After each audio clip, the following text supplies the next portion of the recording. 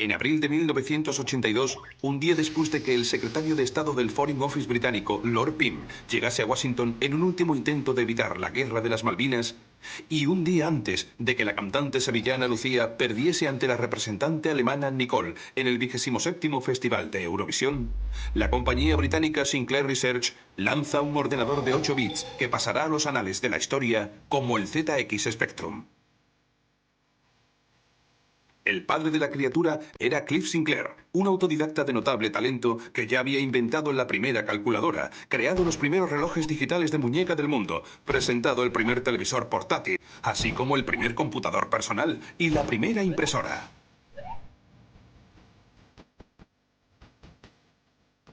Pero ninguno de sus inventos pasados y futuros tendría la repercusión del ZX Spectrum, porque este cambiaría radicalmente la cultura del juego de generaciones posteriores, abriendo su imaginación a un nuevo universo, el virtual. Es en estos inicios de la era de los 8 bits cuando un grupo de chavales de entre 16 y 17 años desarrolla un videojuego que llevará por título Capitán Sevilla y que verá la luz en las postrimerías de la década de los 80, a finales de la controvertida edad de oro del videojuego español. Esta es su historia.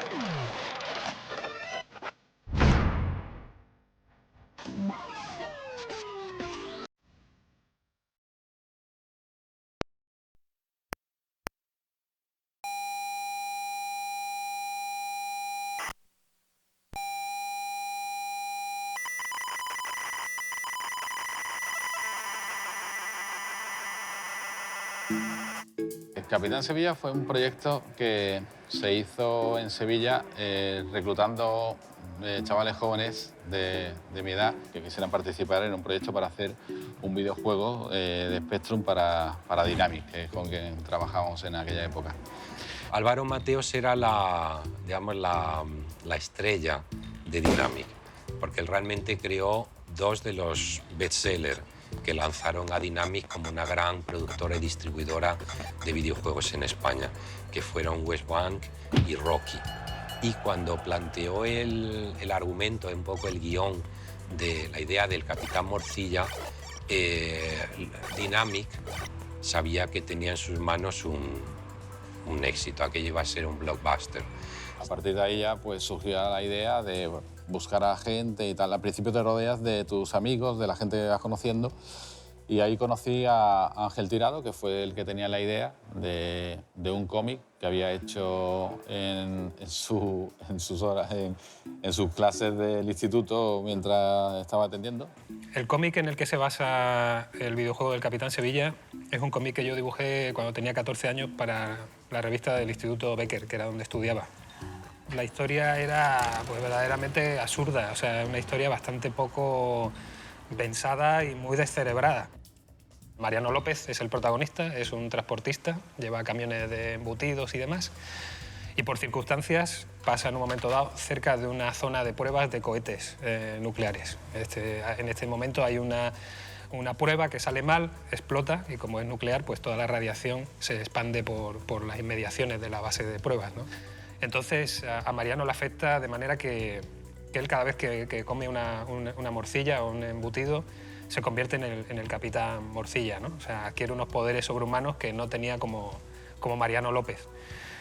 Como la radiación ha afectado también al entorno, han aparecido unos mutantes radioactivos que están amenazando pues, toda la Tierra, ¿no? Y de esto se vale el malvado profesor Torrebruno para digamos, cumplir sus planes de conquistar la Tierra.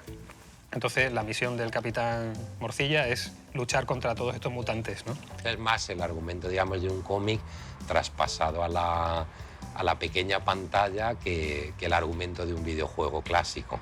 Pero eso también es lo que le da gran parte de la originalidad. Y a partir de ahí, pues, era aplicar las técnicas que había en ese momento, las tendencias de ese momento y bueno, y en definitiva reunir el equipo de gente para llevar ese proyecto a cabo. Y sobre todo también con vistas a que no fuera el primer juego, sino que fuera el inicio de una pequeña empresa donde pudiésemos sacar más videojuegos en el futuro.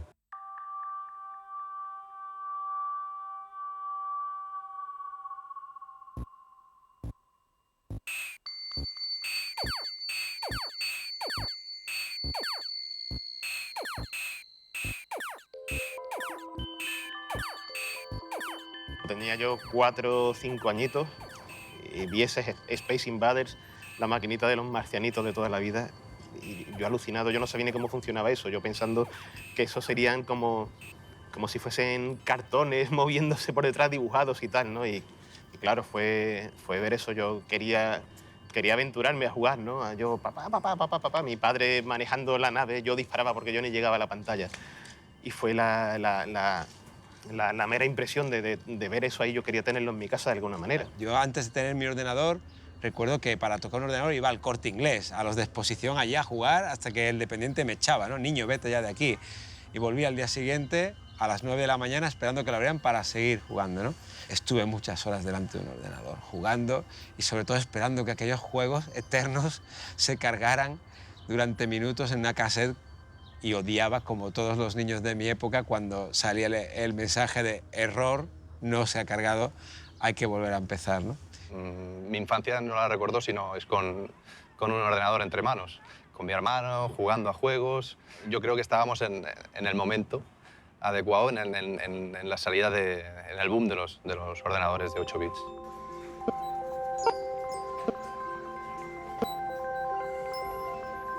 Los videojuegos ya estaban presentes, ¿no? en mi generación, desde una edad muy temprana, porque ya estaban en las salas de recreativos o en los bares. Yo creo que más que el hecho de los videojuegos a nivel, digamos, para el impacto en una cultura, fue también el de los ordenadores, ¿no? Estos microordenadores que llegaron a los hogares y que cambiaron también la forma de entretenimiento. Era mucho potencial, o sea, tú podías programar tus propias cosas en BASIC, que era el lenguaje más fácil, ¿no? Y una parte muy importante que venía siempre asociada a los ordenadores eran los juegos. Los que descubrimos en aquellos momentos la informática vivimos una época única e irrepetible, porque fue la primera. Antes de eso que existían pues, ordenadores para las empresas, ordenadores inaccesibles por el precio, y cuando llegaron los ordenadores, microordenadores a los hogares, descubrimos un nuevo mundo, un mundo que no existía antes. Y como no existía antes, era todo por explorar. El primer encuentro así realmente con la informática fue cuando se me estropeó el Spectrum. Empecé a estudiar cómo estaba hecho por dentro, empecé a estudiar el Z80, el lenguaje ensamblador, y cuando me lo arreglaron ya los juegos no era lo primero. Lo que quería era aplicar lo que había estudiado y volcarlo en el ordenador, volcarlo en el Spectrum y a ver qué salía de ahí. Ahí era un mundo fascinante, un mundo de gráficos, un mundo de sonidos incluso. Era curioso porque en aquellos momentos el fenómeno técnico, por un lado, era más requiriente, pero era más acotado. O sea, trabajas en código máquina, lo cual no se trabaja ahora, tenías que tener un conocimiento de todas las partes de esa maquinaria, pero también era una maquinaria acotada. Y entonces, por un lado, era, digamos, más requiriente, era un poco más intensivo, pero lo curioso del asunto es que, claro, ese individuo hoy por hoy estaría desbordado. Vuelvo a decir que yo prácticamente hacía pues, la programación, los gráficos y incluso la carátula. Ahora sería imposible que nadie hiciera ni la 10ª parte de gráficos ni la 10ª parte de código, ¿no?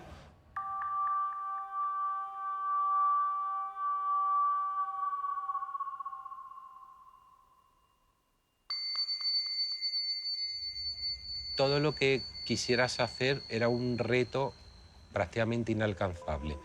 O sea, tú allí te veías con una máquina en la que prácticamente no existía el sistema operativo, que había sido diseñada para darle un uso muy doméstico, casi como si fuera una calculadora científica con unas posibilidades de programación limitadísimas, pero a la par te permitía mostrar gráficos en movimiento y con una cierta paleta de colores. Tenías pues 8 colores muy básicos que no pegaban ni con cola, que ellos se pegaban patadas entre ellos, una resolución bajísima, una velocidad, digamos, para animar los gráficos también muy, muy limitada. Allí, digamos, el objetivo de los mejores programadores de videojuegos, de las mejores empresas de aquella época, era conseguir mostrar la animación a 12 cuadros por segundo. Y aquello ya nos parecía casi magia.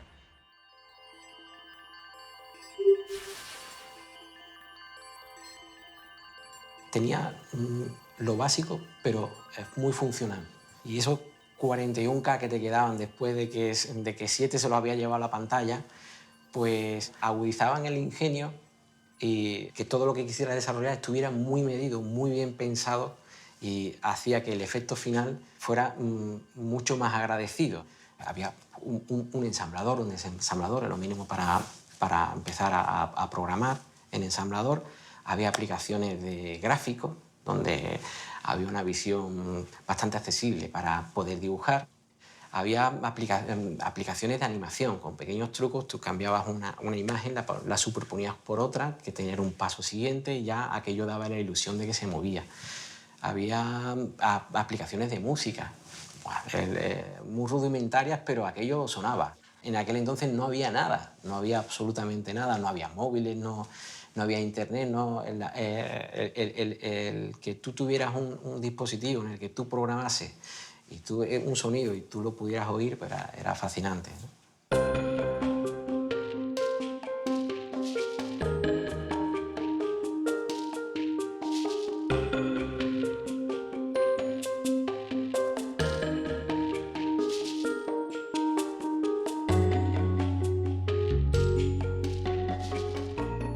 Las 4 grandes o las que se repartieron el pastel, pues efectivamente fueron Dynamic Software, fueron Operasoft, fueron Made in Spain y fue Toposoft.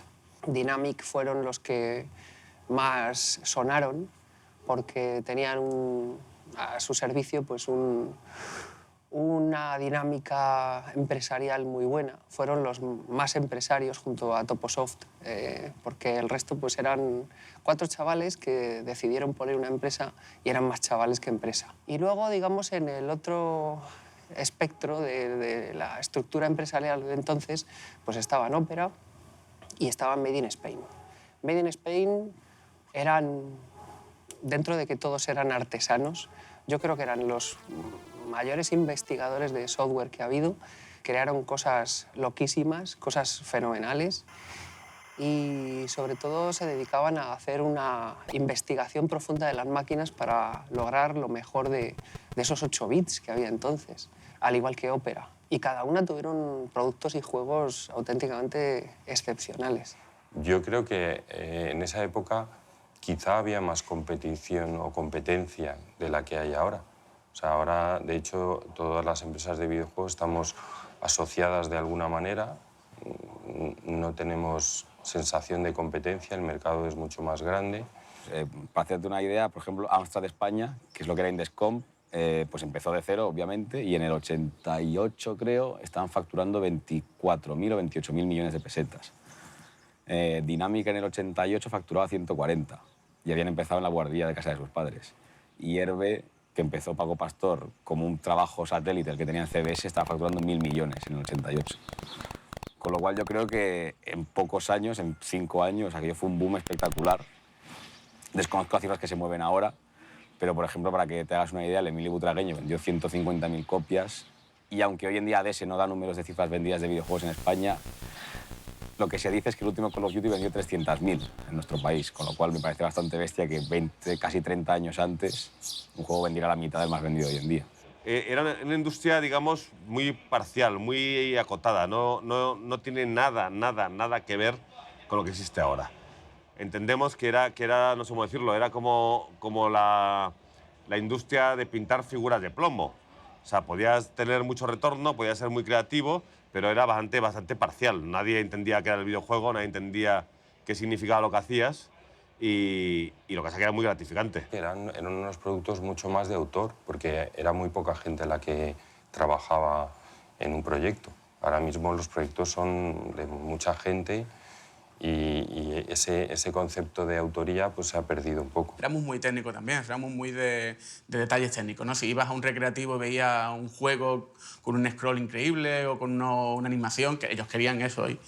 Y quizás no miraban tanto la jugabilidad. Pero los españoles éramos del arcade y el arcade quería una gratificación instantánea, que eran los gráficos, el movimiento y miles de cosas en pantalla. Y el desarrollo andaluz era casi inexistente. Eran grupos pequeños, como puede ser el Capitán Sevilla, grupos como el nuestro, que básicamente lo que hacíamos era ser satélites a empresas como Dynamic o otros grupos, otras empresas españolas, y no nos conocíamos los unos a los otros.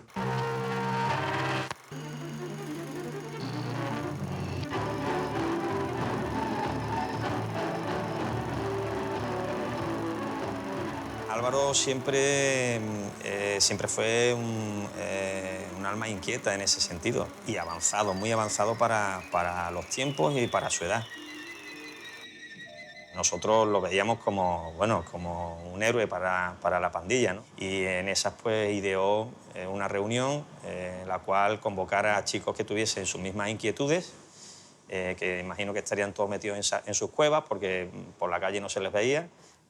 Con el proyecto me enteré por un amigo, ¿vale? Un amigo que de ahí del pueblo, que ya estaba, él estaba en la facultad, yo todavía no había empezado la facultad, y me pasó un folleto que había encontrado en el tablón de anuncios. Un folleto, pues, para una cita en un lugar de Sevilla, en una autoescuela, Montelló, me parece que se llamaba la autoescuela, y pidiendo, bueno, pues, colaboración para hacer un videojuego. Cuando yo llegué allí, pues estaba aquello, fue espectacular, porque estaba súper encantado, porque hay que irse a la época. En el año 86, 87, 88, pues te encontrabas allí a unas 20 personas con las mismas inquietudes que tú y con un cierto nivel de programación y sobre todo de gráficos. Bueno, pues estaba alucinado con el ambiente que allí se estaba percibiendo, ¿no? Álvaro Mateo se presentó, aquello era, como lo conocerá, una leyenda viviente. Allí todo el mundo se fue presentando. Pues éramos todo eso, críos realmente, con una ingenuidad que no te encuentras años después, ¿no? Y estábamos un poco allí todos con los ojos como platos, la boca abierta, como diciendo, pero ¿qué nos estáis contando? Esto es real, ¿no? O sea, se va a hacer aquí. Un poco era aquello un encuentro de diferentes personas con diferentes aptitudes. A algunos no se les volvió a ver el pelo después de aquella reunión y luego algunos más se incorporaron posteriormente durante el proceso de producción. Me impresionó que alguien joven como nosotros estuviera emprendiendo algo así que a mí nunca se me hubiera ocurrido meterme en algo. Para mí en ese momento era una cosa un poco grande, ¿no?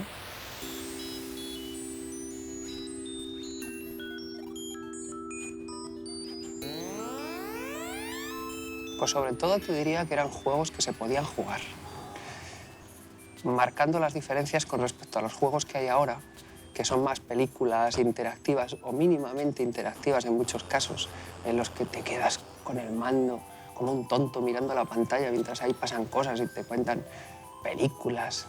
Eran juegos que se podían jugar, juegos que se jugaban. Al ser tan icónico, tan simplificado, al ser tan limitado la potencia técnica que tenía el videojuego, tenía dos elementos. Uno, el reto de poder llevarlo a cabo con cierto brillo, y la otra es que al ser icónicas las cosas eran mucho más sugerentes. Entonces creaban, digamos, una enajenación al individuo con mucha más conformación imaginativa, ¿no?, que lo que hay ahora. Eso no es en menoscabo de lo que hay ahora, lo único que es distinto, ¿no? Había de todo un poco, porque había verdaderas obras de arte y había juegos pues, que no valían para nada, pues como hoy en día. Pero yo creo que por suerte en España había muy buenos programadores con mucho talento. Los juegos que se hacían pues podían competir perfectamente pues, con lo que se hacían fuera e incluso en algunos aspectos eran mejores. Quizá pecábamos un poco de dificultad. Yo no sé si porque en aquel tiempo pues, los propios programadores eran los testers los que probaban los juegos, entonces quieras que no, pues de tanto jugar tú mismo te parece que es fácil. Pues tenían ese prestigio, esa fama de ser juegos muy difíciles en contra de lo que cualquier editor o publisher te diría hoy día, ¿no? Te diría, si el videojuego es muy difícil de pasar, nadie lo va a querer y nadie te va a volver a comprar. Yo entonces tenía la concepción de que es que yo jugaba mal, no era un buen jugador, y entonces por eso no conseguía terminarme los juegos. Hoy en día veo que es que el estándar de dificultad de los 80 no es comparable con el de hoy en día. Yo no sé por qué los hacíamos así, quizá porque eran muy cortos, no había suficiente contenido, entonces los hacías muy difíciles para que el tiempo digamos, de juego se alargara. El Abusin Bell era criminalmente difícil. O sea, todo el mundo que me dice, no sabes lo que te he odiado por haberlo hecho tan difícil. Digo, hombre, no. Pero al mismo tiempo estabas viciado.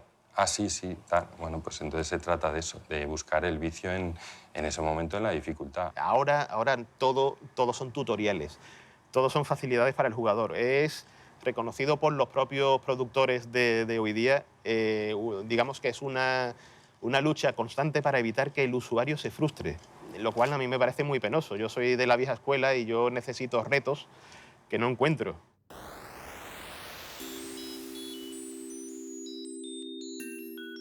Hubo cosas mejores, hubo cosas peores, pero hubo cosas auténticamente buenas, como para decir que hubo una edad de oro del software español, más allá de que se haya inventado luego el nombrajo este de la edad de oro, que es muy ampuloso y es muy grande, pero se podría decir que es aplicable a muchos de los juegos y muchos de los programas que aquí se hicieron. Sin duda sí la hubo. Es la mayor explosión de talento que ha habido en España a nivel de videojuegos en un momento en el que no había ayudas externas y que además ha marcado una generación de jugadores de por vida. Solo por eso merece ser considerada edad de oro. Realmente esta industria nació en Inglaterra con el Spectrum. Nosotros nos fijábamos en esos programadores y luego ellos se fijaron en nosotros y bueno, y llegó un momento en el que había una producción importante que además se exportaba. Que el desarrollo de software en España estaba al nivel puntero de Europa, al mismo nivel que el Reino Unido, y los juegos que hacían aquí compañías como Topo o como Dynamic llegaban a los primeros puestos de las listas de ventas, o Topo consiguió la licencia oficial exclusiva de Gremlins de la peli, y las compañías de aquí no tenían nada que envidiar a ninguna extranjera, incluso al revés. En esa época salía cualquier videojuego por parte de Dynamic, Toposoft, Opera, y jolín, se acogía con agrado, ¿no? Era, wow, ha salido lo último de Dynamic, aquí rápidamente en la tienda se vendía. Era algo que la gente quería realmente. Eso, compartido con el hecho de que esas máquinas de por aquellos entonces ya proporcionaban al usuario la mera posibilidad de desarrollar su creatividad. O sea, cualquier persona que tuviese un poco de interés era capaz de hacer algo, incluso llegar a hacer un producto que pudiese ser comercializado, ¿no? En términos de calidad. O sea, para mí solo eso, esas posibilidades ya, digamos que asumen la forma de lo que podría ser la edad de oro del software español. Esa reivindicación no la veo mal, pero sí la veo un puntito excesiva, un poquito innecesaria llevada a ese punto. También es verdad que estamos ahora mismo en un punto tan de nostalgia en todo lo que se refiere a los 8 y los 16 bits que en parte no lo puedes evitar. Para los españoles sí fue una edad de oro. Para nosotros, para nuestro mercado interno. Porque teníamos un mercado en el que había producto español, había juegos interesantes españoles, había prensa, estaba expuesto a todos lados. Para el mercado exterior, el global, no. Fueron excepciones, fueron pequeños juegos que salieron aquí y allí. Le llamamos la atención por los gráficos, pero odiamos nuestra jugabilidad.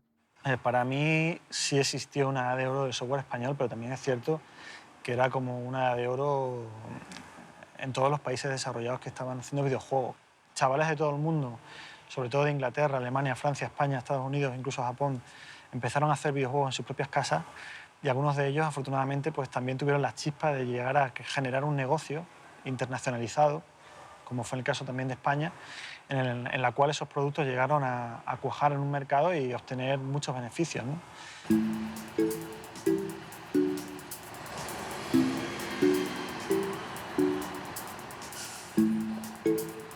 Pues alquilamos un piso en Sevilla, en la zona de Triana. Más o menos se acondicionó como oficina y en la que tenías pues bastante material a tu disposición para trabajar, de ordenadores, una impresora, discos para hacer copias de seguridad.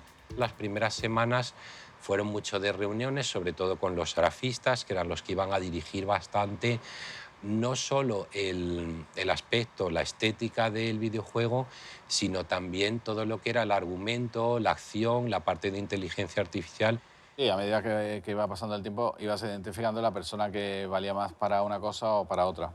Y al final, pues, se quedó un equipo ya muy identificado. Álvaro llevaba la dirección de todo el proyecto, la dirección técnica y toda la parte de programación la llevaba más directamente. Y digamos que él delegó en mí la parte de gráficos. Yo dirigía el equipo de gráficos, que éramos, pues, incluyéndome a mí, éramos unas 4 personas. Capitán Sevilla era un juego de plataformas que en aquella época era, digamos, uno de los géneros que tenía más auge, más éxito.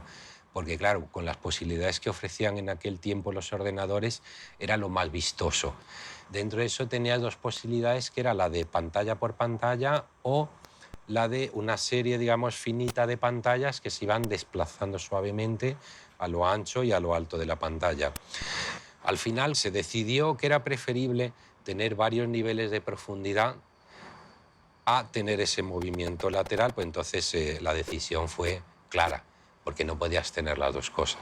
Entonces fue que iba a ser pantalla por pantalla, con lo cual cada nivel podía tener, digamos, un mayor nivel de detalle, tenía vida propia. Dadas las limitaciones del Spectrum, decidimos trabajar en monocromo y dándole una mancha de color a toda la pantalla, ¿no? Salvo la zona, digamos, donde estaba la información, que donde te indicaba las vidas que te quedaban, etcétera, que eso sí tenía un poco más de color.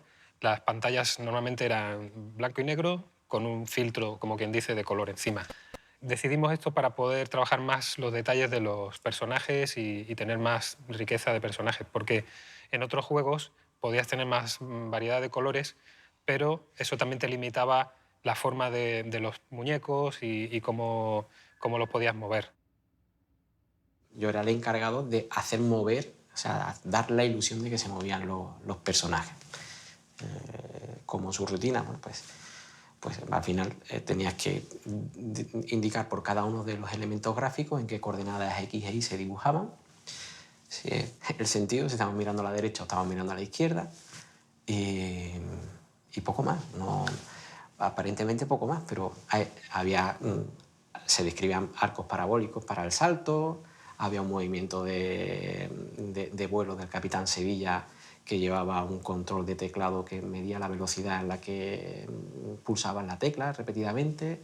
Cuanto más rápido pulsase, con más velocidad subía, ¿no? Con más velocidad volaba. El Capitán Sevilla es un juego bidimensional, pero con aspectos tridimensionales. Eso quiere decir que había objetos en el juego que pasaban por delante de otros objetos y otros que estaban por detrás.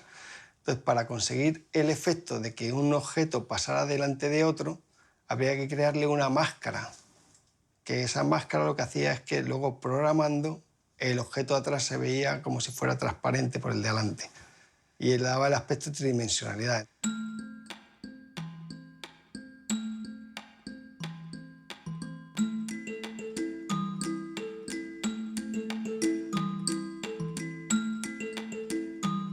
Echábamos pues las horas que fuera en un ambiente bastante disperso, ¿no? Porque, bueno, había veces que yo faltaba y cuando iba para allá pues me encontraba allí alguna que otra fiesta y, bueno. Pretender que un grupo de chavales entre 16 y 18 años, que alrededor de 13 o 14 personas, que montan una empresa, tengan una organización y un sistema bien claro y que funcione a la primera, pues la verdad que es bastante utópico, ¿no? La verdad es que nos sentíamos aquello como un trabajo, era algo que nos gustaba y nos apasionaba y nos divertía. Podíamos estar allí horas, la noche entera trabajando, mezclándolo con diversión, con bromas, con risas e incluso salir, ¿no? Podíamos salir a tomarnos unas copas, divertirnos y a la vuelta, cuando nos aburríamos, volvíamos a trabajar hasta la mañana, ¿no? Entonces era algo divertido. Era todo como muy tipo Microsoft, pero en aquella época, ¿no? Era un caos absoluto. Lo bueno es que todo el mundo aportaba ideas, luego se desestimaban o no se desestimaban, pero había bastante caos. Era un caos muy agradable, muy divertido. Es normal, o sea, éramos chavales intentando llevar para adelante un proyecto complicado, un proyecto de largo plazo. Cada cierto tiempo Álvaro decía, dadme la información que tenéis, la coordinaba, la juntaba y el juego iba avanzando. Así que, a pesar de trabajar de forma individualizada, él coordinaba bastante bien la información. El sistema fue un poco evolucionando y a veces tenía altos y bajos, pero en general lo que sí estaba claro es que había un nivel de compromiso muy grande por parte de todo el mundo. Había personas que se fueron, que lo dejaron, que no les parecía aquello interesante, sobre todo porque entiendo yo que no le veían a nivel económico un horizonte claro. Dentro del equipo de gráficos dedicados al diseño y a lo que era la imagen del videojuego, Ángel era el que manejaba todo, era realmente el creador de los personajes, el que llevaba un poco la batuta a la hora de decir por dónde qué personajes tenemos que diseñar. La técnica que nosotros empleamos era un poco reciclando unas nociones que yo vi en un libro de técnicas del cómic, publicado por Josep María Bea. Básicamente, tú trazas tu dibujo sobre papel, luego lo transfieres a un acetato, normalmente o copiándolo con un rotulador o bien fotocopiándolo sobre ese acetato, y ese acetato se ponía sobre la pantalla que tenías conectada al ordenador y ibas siguiendo las líneas que habías trazado previamente, pues las ibas siguiendo con píxeles, encendiendo y apagando píxeles uno a uno. Se iban convirtiendo en información que luego el equipo de programación podía manejar para, digamos, integrarla en el juego. Recuerdo que teníamos reuniones donde traíamos cómics, revistas. Esa parte era muy divertida. Buscábamos documentación, ¿no? Era una parte divertida. Nos reuníamos, me gusta este. Luego Ángel quizás, o Manolo o yo, hacíamos un boceto que luego había que pasar a esos pequeños cuadraditos de blanco y negro, o blanco y azul, o blanco y amarillo, ¿no? Pues a lo mejor si a mí me gustaban las Vespas, pues yo hacía una Vespa. Si, no lo sé, si quería hacer una cabeza de un ídolo del Perú, que a lo mejor es algo que a mí me gusta especialmente, pues lo hacía. Y cada uno pues aportaba un poco su idea personal de algunas cosas. Hacíamos reuniones en las que nos repartíamos la memoria, que era bastante peculiar, ¿no? Porque esos 48K que tenía el Spectrum había que dividirlos para gráficos, música, programación y para todas las cosas que aparecían en el juego. Visto desde hoy en día, aquello era hacer malabarismos, porque era tan poca la capacidad de memoria que había que muchas veces había que rebuscar para meter gráficos y rutinas de programación en lugares que utilizaba el sistema, o sea que era bastante complicado.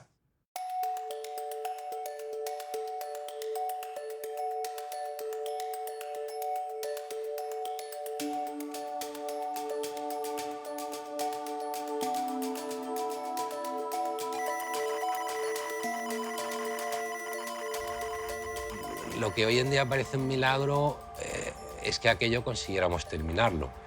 Casi todo el periodo que estuvimos haciendo el videojuego, que fue prácticamente 1 año y medio, el ambiente en general fue muy bueno con todos los que participamos en el juego. El final sí fue un poco... se aceleró mucho la cosa, porque bueno, se terminó el dinero más o menos que Álvaro tenía para la inversión que él había planteado inicialmente, entonces se tuvo que cerrar la oficina porque no se podía seguir pagando el alquiler y empezamos a recibir presiones de la distribuidora para cerrarlo ya.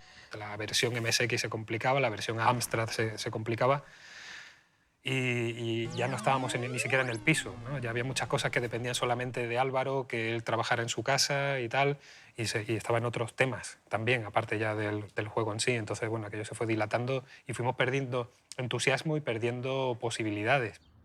Hubo algo de tensión, de fricciones. No llegamos a tener malas historias, pero sí, al final no acabamos que en una cena de celebración de final de un proyecto, ¿no? Aquello se eternizó y recuerdo que, bueno, pues que el juego iba a salir para Navidades y se perdió una campaña de Navidad y se entregó más tarde. El juego apenas se tocó.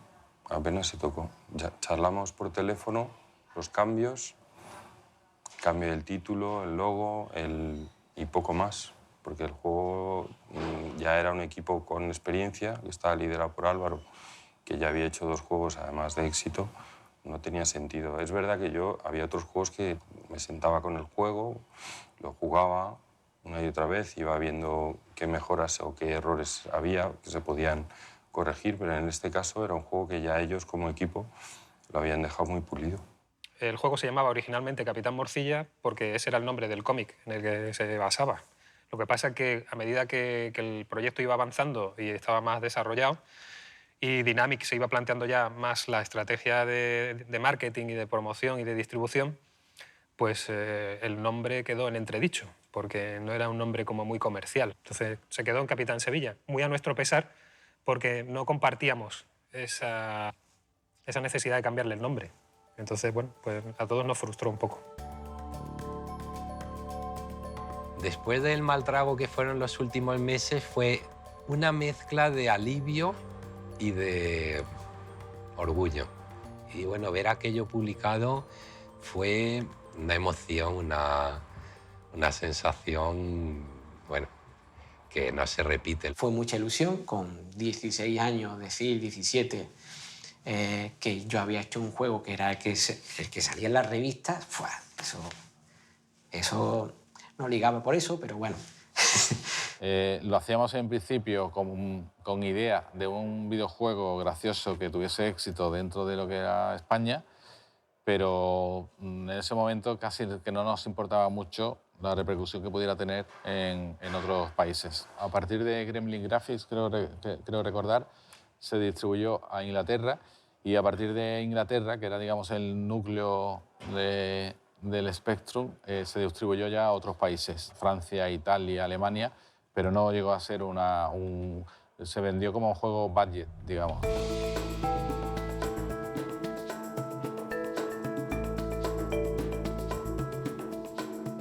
Muchas de las carátulas de los videojuegos pues las estaba haciendo Aspiri, especialmente las de Dynamic. En nuestro caso, como pudimos también sugerir a Dynamic cómo enfocar la campaña de publicidad, pues yo propuse que fuera Max el dibujante que hiciera el cómic y que hiciera la carátula del videojuego. De repente ver una historia que yo he creado, pues verla dibujada por Max, ¿no? Y ver mi nombre al lado del de Max en el cómic fue un momento muy emocionante para mí, ¿no? Con esa edad, porque claro, era uno de los artistas a los que yo seguía. El Capitán Sevilla, cuando sale al mercado, sorprendió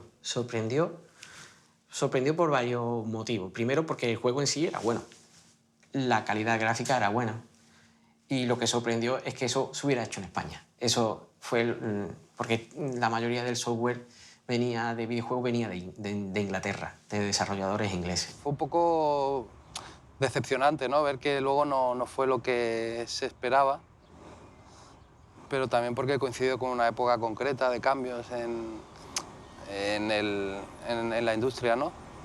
Ya había otras cosas y bueno, pues a lo mejor no fue el mejor momento para este juego, que sí que tenía muy buena crítica y estaba valorado, digamos. Recuerdo que tuve que comprarlo yo, porque era norma del proyecto no sacar ni una cinta de la oficina, ni absolutamente. Había un riesgo de piratería era un problema muy grande que había en España. Y recuerdo haber ido a aquel mercadillo de por entonces en la Alameda, donde se vendían las copias piratas en grandes cajas, ¿no? Y tener la sensación de, vaya, ese videojuego que ahora veo pirata, con todos los que yo he comprado, lo hice yo, ¿no? O fui parte de los que lo hicieron. Una sensación un poco extraña, la verdad, ver tu videojuego pirateado allí, ¿no? Pero bueno, era lo que había y supongo que hoy sigue igual, sigue siendo igual. Y el Capitán Sevilla pues dio, digamos, para cubrir gastos y no dio pie a que se hicieran otros proyectos. Pero bueno, por lo menos el intento estuvo ahí. La comercializadora le pagaba al manager, a Álvaro, le pagaba una cantidad en función del número de ventas, y Álvaro pagaba una cantidad, fue un único pago, en función del esfuerzo que se había realizado, ¿no? Y el desempeño, ¿no? Digámoslo así. Yo sí fui ahorrador y lo invertí para más tarde, cuando empecé la carrera, comprarme un PC, que costaba un riñón. Yo siempre digo que después de este fantástico trabajo conseguí una chupa de cuero, un póster de U2 y un disco, el Joshua Tree de U2 creo que me pude comprar, y poco más. No fue muy rentable. El dinero y los beneficios no era una cosa que a mí personalmente me moviera para hacer aquel videojuego, ¿no? Era una cosa más de motivación, ¿no? Pero bueno, recuerdo también que quizás fue el primer dinero que gané de forma trabajando, ¿no? Y recuerdo que fue muy emocionante cuando nos pagó la primera vez, porque todos dijimos, bueno, ¿y ahora con este dinero qué hacemos, no? Nos fuimos de camping a la playa, ¿no? Un fin de semana con los mismos incluso nos hicimos una foto con aquel primer dinero ganado de forma honrada, ¿no? Y con el sudor de tu frente. Podría haber sido el germen de más juegos, pero se deshizo por sí sola. No llegó a funcionar ni a cuajar.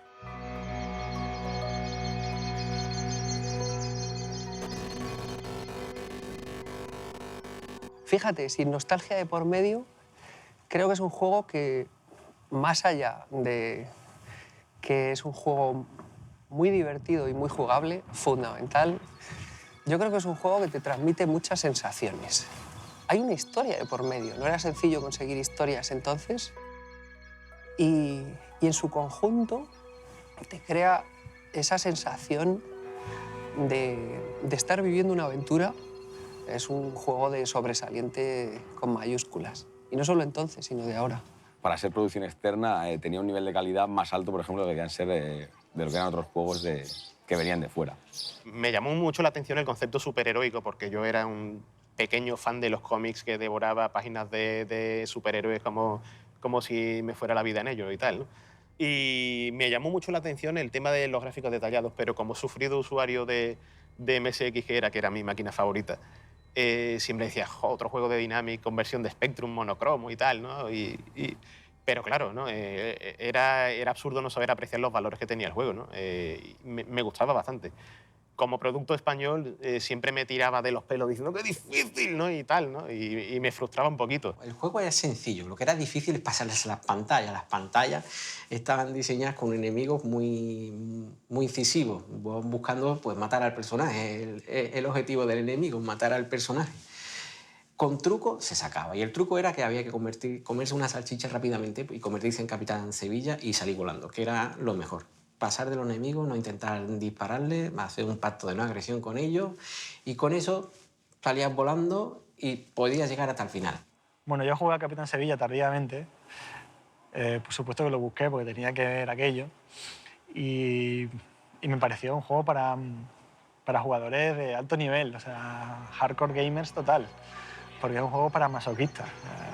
Tiene ese nivel de dificultad heredado de los juegos de Dynamic.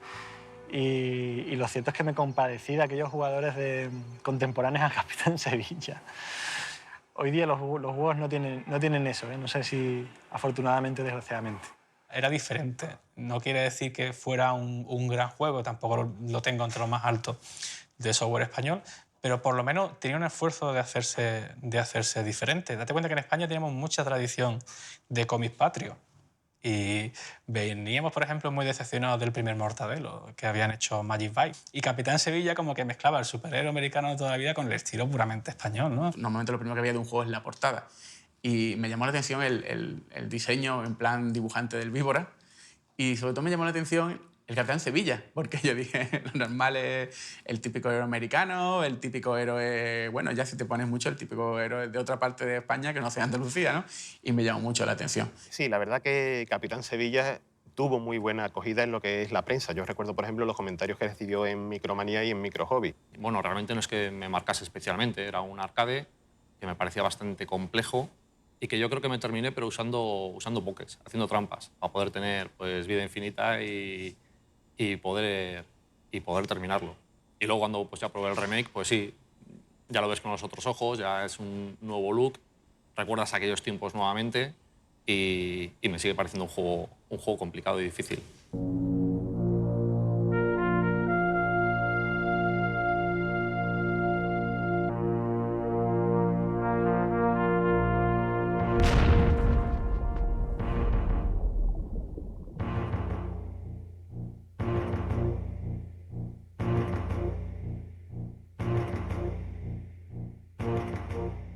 Yo dejé el mundo de los videojuegos porque, claro, tenía que dedicarme a algo que tuviese más futuro.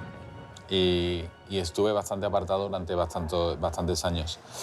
Luego me mandaron algún email y tal diciendo que habían hecho un remake del videojuego para PC. Y me pareció curioso y me llamó bastante la atención, ¿no? Porque de todos los juegos que había, el que hicieran un remake del Capitán Sevilla me llamó la atención. El Capitán Sevilla empezó cuando todavía estaba la mayor parte del grupo en Computer Emuzone.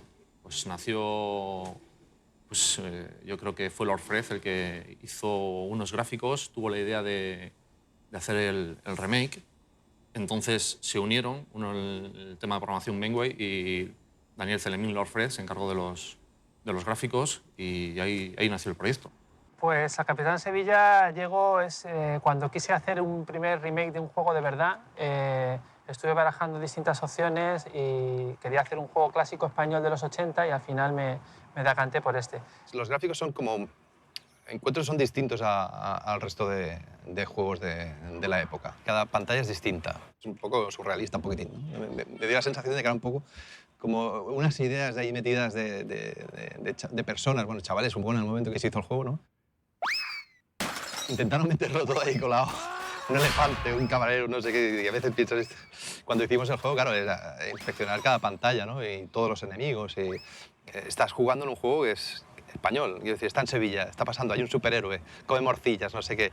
Vamos a intentar sacar el espíritu del juego, ¿no? Nos teníamos que coordinar 2 personas y en nuestros periodos libres de 2 personas pues tuvimos muchos altibajos en el desarrollo.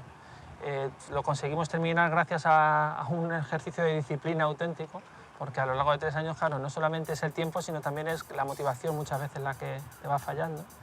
Pero bueno, el caso es que al final lo terminamos. Yo terminé muy contento con el resultado. Pues a mí me encantan los remakes, eso es lo primero. Creo que es una forma de darle una nueva oportunidad a los videojuegos, ya sean los videojuegos como el Capitán Sevilla, La Bahía del Crimen, que yo soy particularmente admirador, además precisamente programadores sevillanos, y eso es pues es agradable ver esos videojuegos remakeados, o como se diga en español, rehechos, y conseguir jugar con ellos de otras maneras también. Eso a nosotros nos hace mucha gracia y nos gusta, nos encanta.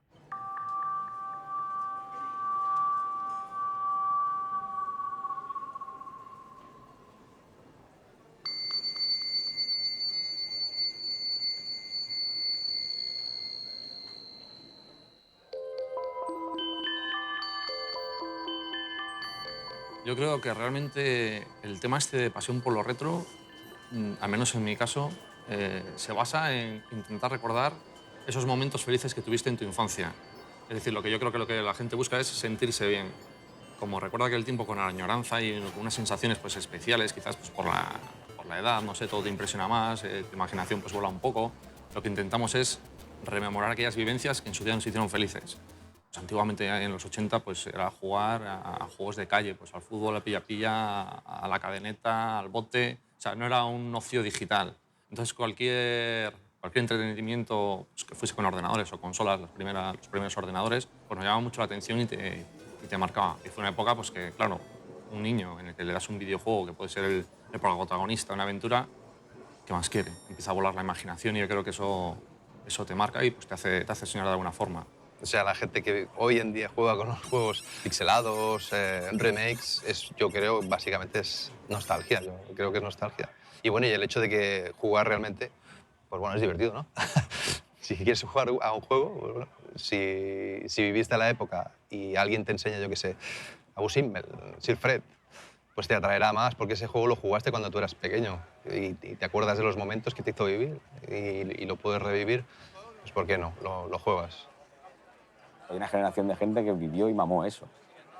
Y se resignan a perderlo y les gusta fomentarlo y que se recuerde y hacer charlas y pues, intentar hablar con la gente de la época y preservarlo de la mejor manera posible, intentar que hoy se pueda seguir jugando esos juegos para que la gente que no lo vivió en su día lo pueda vivir ahora. Yo creo que como amantes de los videojuegos que somos, también es importante que podamos volver al pasado y recordar cómo empezó la industria y cómo lo que hoy jugamos tiene sus raíces en lo que se hizo hace 30 años. Que sí, que puede ser el típico recuerdo de, ¡buf, qué entrañable, ¿no? Esa época, lo que se dice siempre del bocadillo de nocilla y tal, ¿no?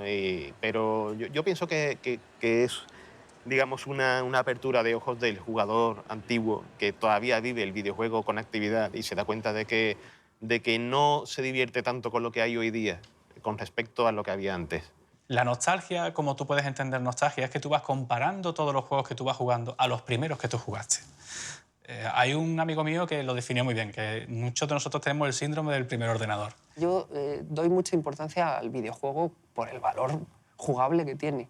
Y la nostalgia no es nada que me influya en la jugabilidad de un programa que sigue funcionando como videojuego.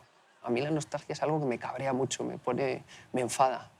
Me enfada porque creo que es un elemento que en un momento dado puede dificultar la relación de jugador con videojuego.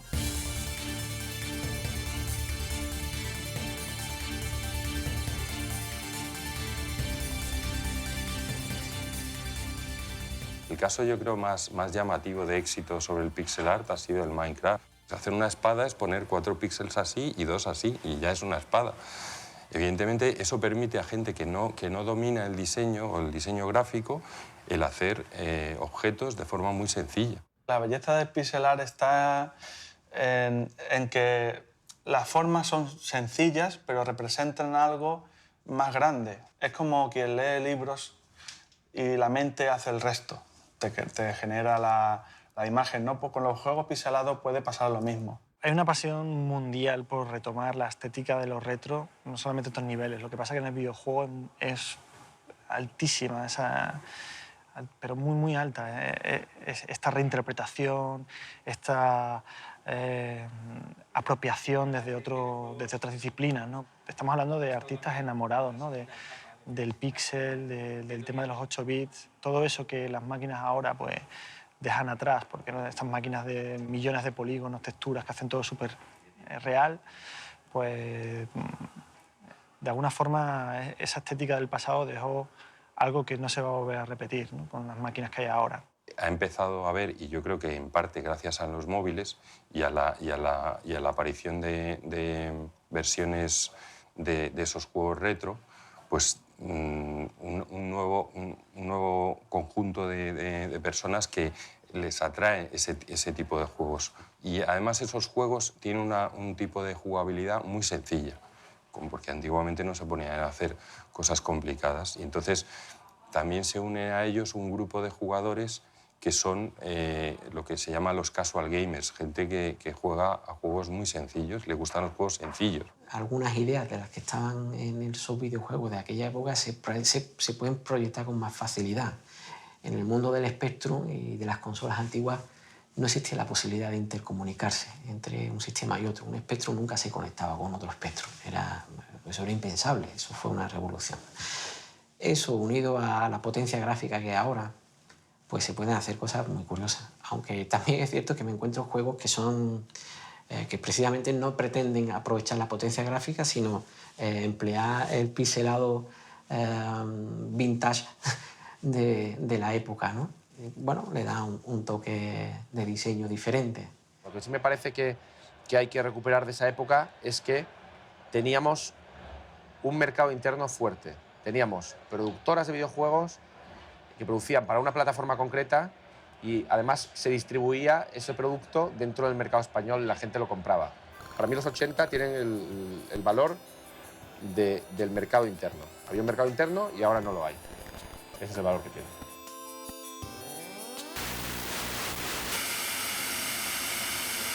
Y luego pues hubo un vacío en el 90, 91, hubo una esquilma absoluta de la producción española. Solo sobrevivió Dynamic bajo el techo de Hobby Press, prácticamente, y aún así hizo un producto cojonudo que era el PC Fútbol.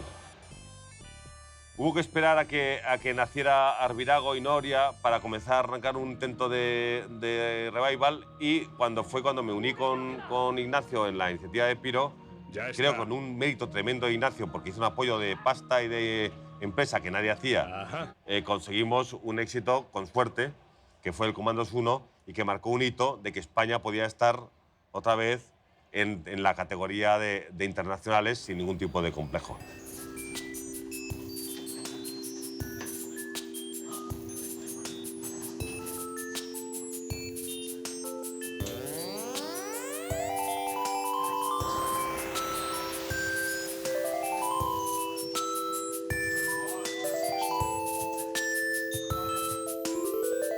Todo el mundo cuando hablamos de videojuegos piensa en grandes compañías multinacionales, en consolas, como mucho en PC, pero hay mercados alternativos a los que el 90% de las productoras españolas se están dedicando. O sea, hay muchísimo juego para teléfono móvil, para tablets, para redes sociales, para web, para browser y para descargable, MMO. Hay un montón de variedades de videojuegos hoy en día de entretenimiento interactivo.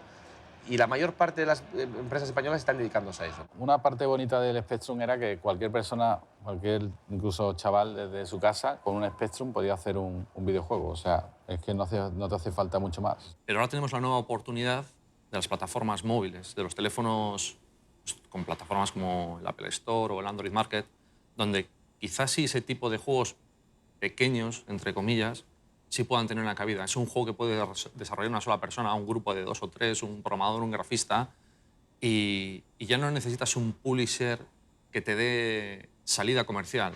Yo creo que las consolas tendrán su mercado siempre y creo que los dispositivos móviles tienen otro mercado distinto.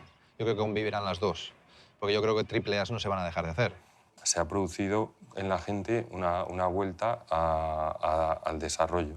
Cuando los grandes juegos de PC, 3D, enormes producciones, no lo puede hacer un equipo independiente, pero los móviles han creado ese caldo de cultivo que ha permitido a esta gente pues, desarrollar su creatividad.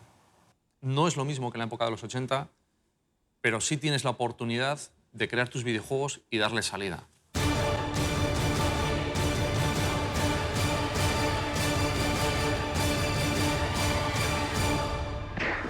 Está claro que en España hay una calidad impresionante en cuanto a gente trabajando.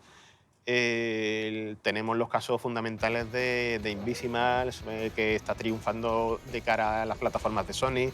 Tenemos el de Castlevania, Lord of Shadows, que vemos como una empresa española se hace con una de las franquicias más potentes de una multinacional japonesa, y te das cuenta de que son logros importantes en la industria.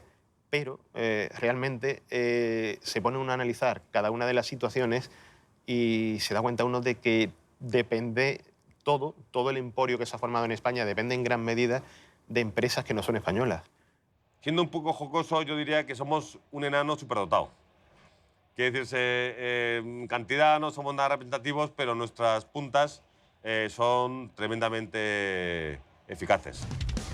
Una implantación en iPhone como la tercera potencia en Digital Legends, un Virtual Toys que en su momento vendió en lo que era Nintendo DS cantidades que nadie nombró tremendamente asombrosas, un FX que ha tomado siempre las riendas de luchar por el desarrollo. O sea, tenemos un elenco de productoras luchando a brazo partido y muy bien a nivel internacional. O mismo Pyro Studios, que sigue transformándose para estar ahí, ¿no?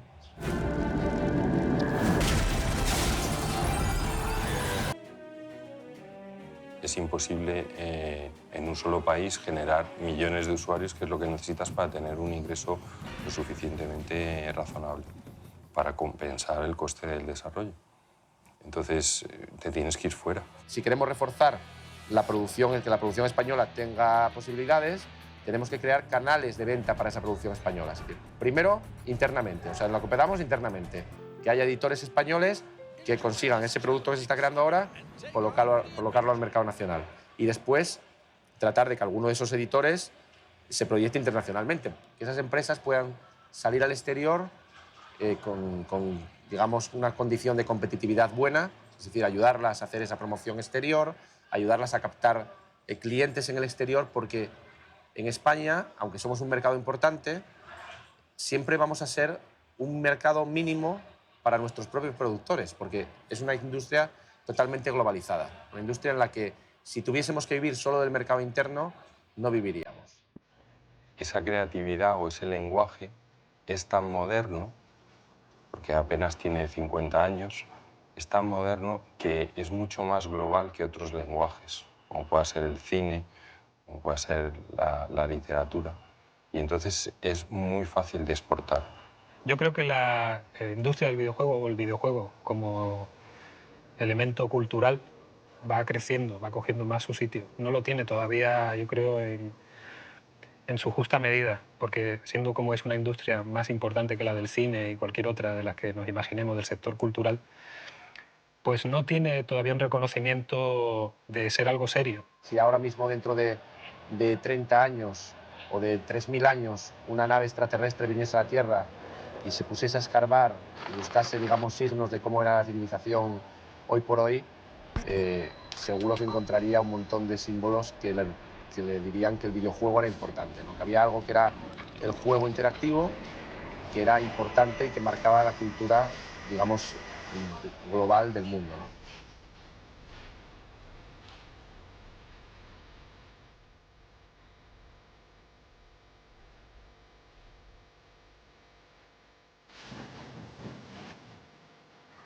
Lo importante es que al final salió el proyecto, que creo que fue un éxito que saliera, con sus pros y sus contras, pero al final fue un proyecto sevillano con gente joven y un proyecto que salió adelante.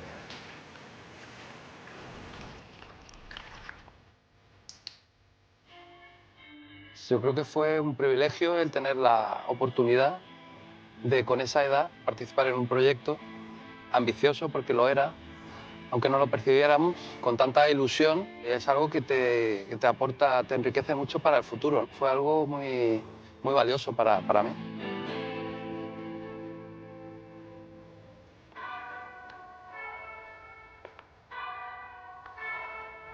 Para mí, en el aspecto personal, fue una experiencia enorme, porque conocí allí a mis mejores amigos, los que hoy en día siguen siendo mis mejores amigos. Fue un año y medio loco, inolvidable, porque allí nos pasó de todo, en todos los sentidos. Y fue un poco entrar en el mundo de los adultos por la puerta de atrás, en lo bonito y en lo malo, un despertar.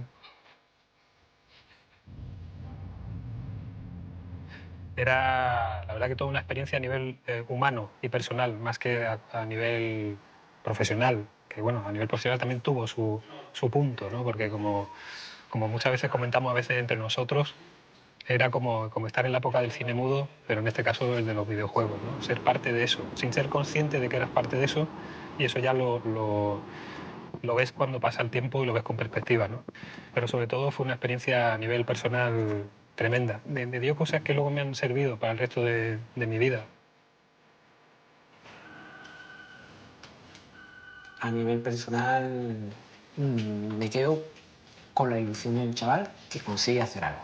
Recuerdo que cuando los chavales, los amigos del pueblo, pues hablaban conmigo, pues básicamente el que se sentía el héroe era yo, no el Capitán Sevilla. Yo era el que había hecho el juego con el que ellos estaban jugando, ¿no? Y fue para mí muy importante. Fue para mí una época de las que recuerdo en mi vida, ¿no? La recuerdo con mucho agrado, de mucha diversión, de cosas muy intensas. Estoy seguro que eso me ha servido luego para dedicarme a lo que me dedico ahora, esa imagen, ¿no? De trabaja en lo que te gusta porque vas a ser feliz, ¿no?